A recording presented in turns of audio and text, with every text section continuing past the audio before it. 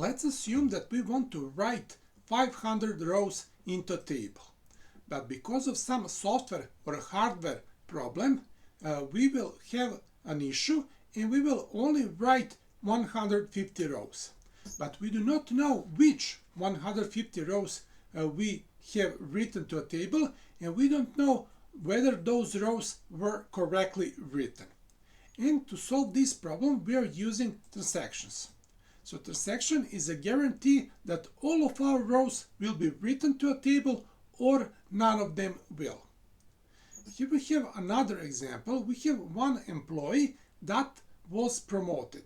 So we have to change two values. We have to change her job title and we have to increase her salary.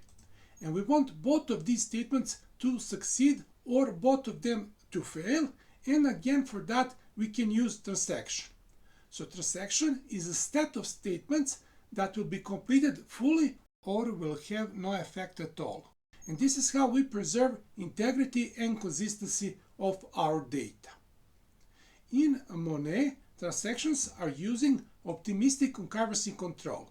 That means that we will not use locks a lot. For example, let's assume that we have one table with a value 30 and we want to change this value to value 60.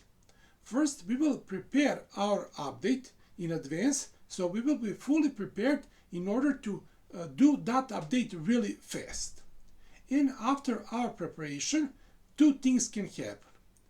If in the meantime nothing was changed in our table, so we still have this value 30, then we will apply one really short and limited lock. So we will lock only one record, only for short amount of time, and then we will do our update. And because we can do it really fast, then the chances that something bad will happen during that time will be small, so we can be sure that our transaction will be completed successfully. But in the meantime, while we were making our preparations, something could change this value 30 to, for example, value 45. So some other transaction will change this value to 45. In that case, we will not do our update. Instead of that, we will send an error message to user or to application. And this is because we want to avoid conflict between transactions. So instead of that, we will let user or application to decide what to do. So optimistic concurrency control is great for databases where we have a lot of reads and low amount of writes. That means that if we do not have a lot of writes and a lot of updates, the number of conflicts between transactions will be low. So this is great to increase speed and scalability because we don't use a lot of locks, but we also don't have a lot of conflicts. And this is especially useful for analytical and web databases. Monet is using auto-commit. That means if I run an individual statement, this statement will automatically be wrapped inside transaction. So now I'm using implicit transaction and this statement will be automatically committed. But if I want to run several statements inside of transaction, then I have to use formal syntax. So first I will type start transaction to start my transaction. And we can notice that now this auto commit mode will be turned off. That means that next statement will not be committed automatically. So I will run it and then I will run one more statement because I want to have two statements inside of this transaction, and only at the end I can commit this transaction. And after I commit transaction, then auto commit mode will be turned on again. Next, I will create one sample table. I will create a table with two columns. One column will be of chart data type and the other one will be of integer data type. I will run this and then I will place some data inside of my table. I will place these values into a table and then we can read from our table to see how it looks like. And this is our table that we will work on now. Next, again, I will start a transaction and then I will change one value inside of this table. Instead of this value 1, I want to have number 4. So I will use update statement. I will run this. Now, after this, I will not commit this change. Instead of that, I will immediately read from this table. And we will notice that my change will be visible. So without commit, I can see my change. So why is this happening? Well, for that, we have to jump here to this other session. So assume that this is another session of ours, this is some other user. If that other user try to read from our table, he will not see that change because that change was not committed. If we want him to see this change, then we first have to commit this change. So we will commit it, and only after this our change will be visible in other sessions and will be visible to other users. I will now clean this screen here. When we start a transaction, we can define some attributes of this transaction. For example, we can make our transaction read-only, but read-only mode is not supported in Monet. The only mode that is supported is read-write mode, and this mode is actually a default mode, so there is no need to use this syntax at all because it will always be used. I will now commit this transaction just to end it. And next we will talk about isolation levels. Isolation level is another attribute of transaction. Let's say that we want to read data from one column, and for that we need 5 seconds.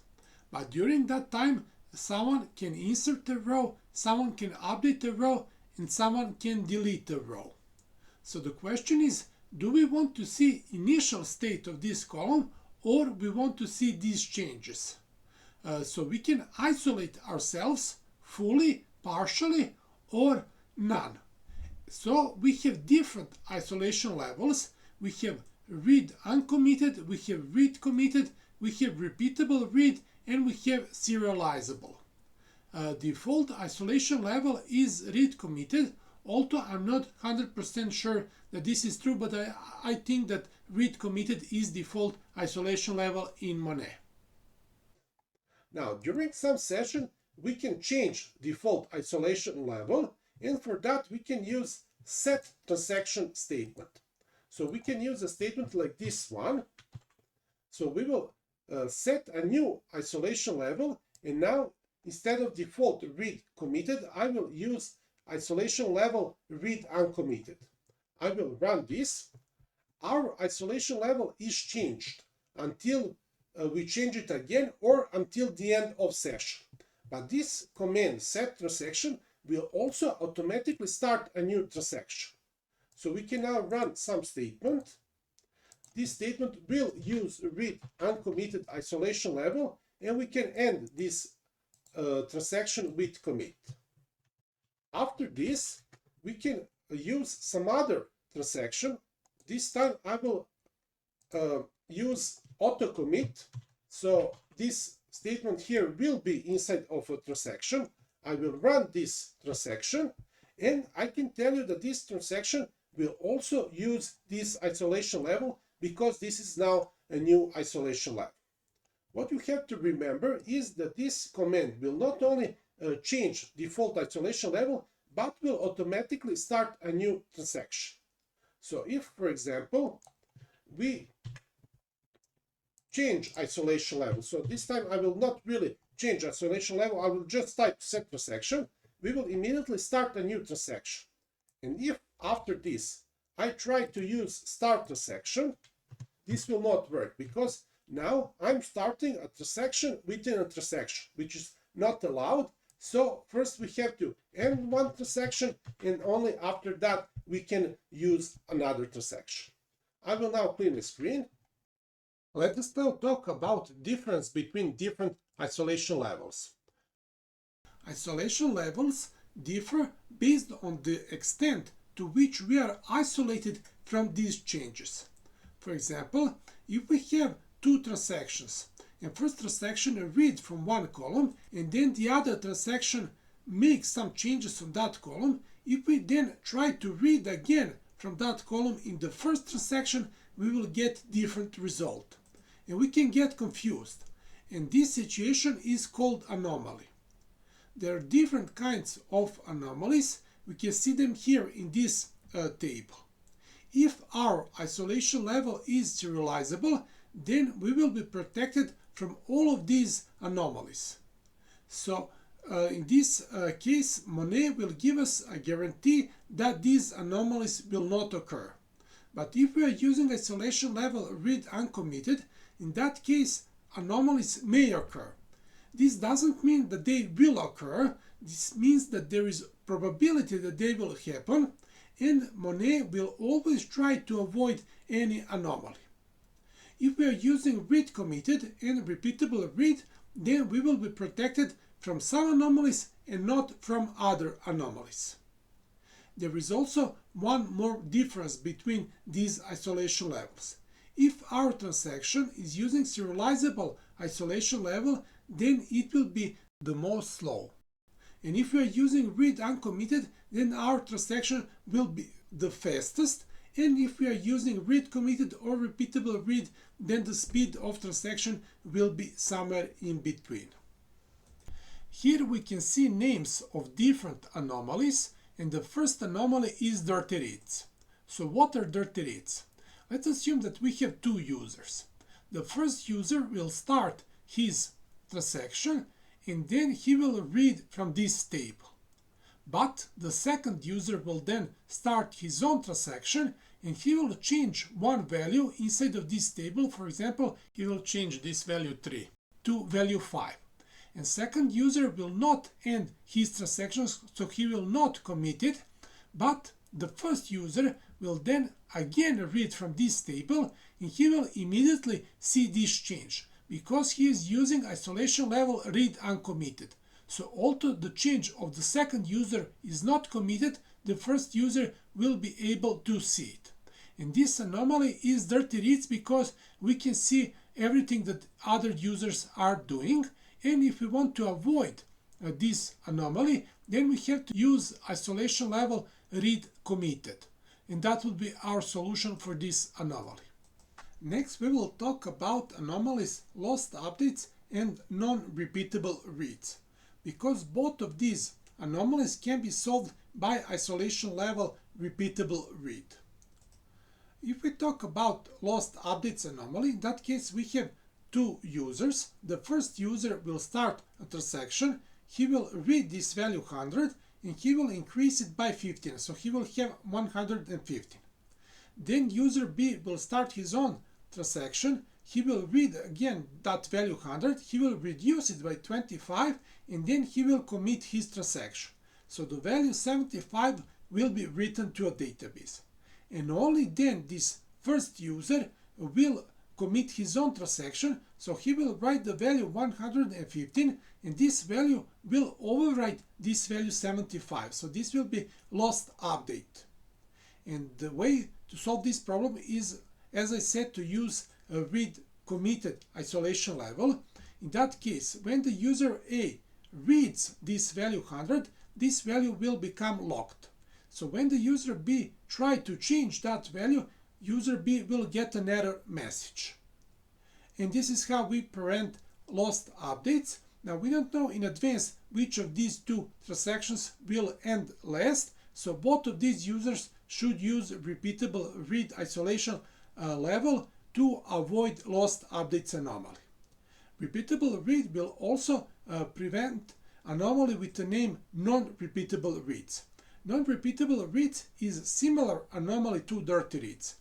When we have dirty reads, then we are talking about this user here who made some change, and that change is immediately visible to this first user, although this second user didn't commit his change. But if his change is visible to this first user after he commit his change, not before, in that case we have non-repeatable reads anomaly. And this anomaly will also be solved by repeatable read isolation level. The last anomaly we will take a look is phantom reads. In this case, when the first user starts his own transaction, he will read from this column for all of the rows with the letter F. And then this other user will start a transaction. He will delete one record with the letter F and he will commit his transaction.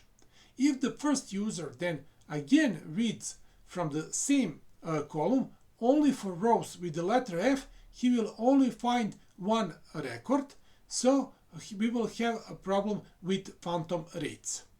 And there is another way how this can happen. If this first user reads two rows and then this second user, instead of deleting one row with F, he insert one row with F, then we will have three rows with females. In that case, in this second reading from this column, the first user will then see three rows. So he will see some phantom rows, and this is the same anomaly. And we can solve this anomaly by using serializable isolation level. We have saw how to set a default isolation level for a session. But if we want to set an isolation level for one transaction, then we should use a syntax like this one. We should start our transaction and then we should provide our isolation level. So I will run this and then we can run some statement and at the end we can commit our statement.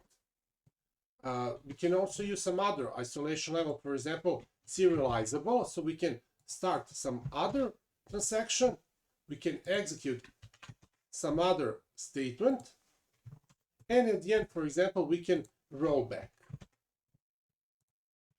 Now, in both these cases, we have used commit or roll back to end our transactions. But we can use these two commands to automatically start another transaction. And for that, we will use subclose and chain. I will now paste the whole transaction. First, we will start a new transaction. Then we will execute some statement, but after that we will roll back, and at the same time, because of this subclose and chain, we will open a new transaction. So this is for a new transaction, and then inside of that other transaction we can execute some statement, and at the end we can roll back that other transaction. So we can use this chaining to at the same time close one transaction and to open another transaction. We can also use the same subclause with the commit keyword. So again, I will paste the whole transaction here. So we can start transaction, we can execute some statement, we can then commit and chain. That means that we will open again another transaction while ending this first transaction, and then we can execute something inside of that other transaction, and at the end we can roll back. I will now clear my screen. Let us now talk about save points. Save points are similar to checkpoints in video games.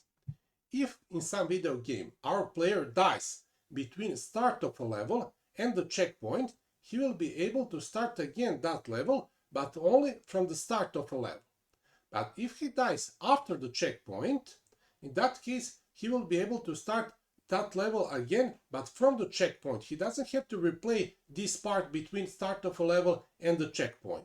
So the purpose of checkpoint is to preserve progress of a player, and it is the same with the save point. In transaction, the save point will allow us to roll back only one part of a transaction. So we don't have to roll back the whole transaction, but we can preserve one part of a transaction and we can roll back only the end of a transaction. Let's see how we can use save point. Let's assume that this here is our transaction, so we can start transaction, then we can do some work. After this first statement, we can preserve our progress, and for that we will type save point, and then we will provide a name for our save point. After that we can do some other work, and then we can save our progress until this point, and at the end we can also execute one more statement. So if this is our initial state of a table, now after all of these statements we will change these values, so we will have a new status of our table. And after this we can apply either rollback, or we can roll back to save point 2, or we can roll back to save point 1. If we apply rollback, that means that from this new status of our table, we will go again to the initial status. So we will again have all of the old values. But if we roll back to, say, point 2, in that case, we would roll back only this statement here. So only in the third row, we will have the old value, and in the first two rows, we will have new values, like this here. And we can also roll back to the, say, point 1. In that case, we would roll back all of these statements. So we will only change the value in the first row. So only in the first row, we will have a new value, and all other values will be old. Now, after creation of a save point, we can decide that we don't need that save point anymore, so we can release it. And for that, we are using release save point command. So if this here is our transaction, so we have two save points in this transaction, we can then release only one of those save points, so the other save point will still be here.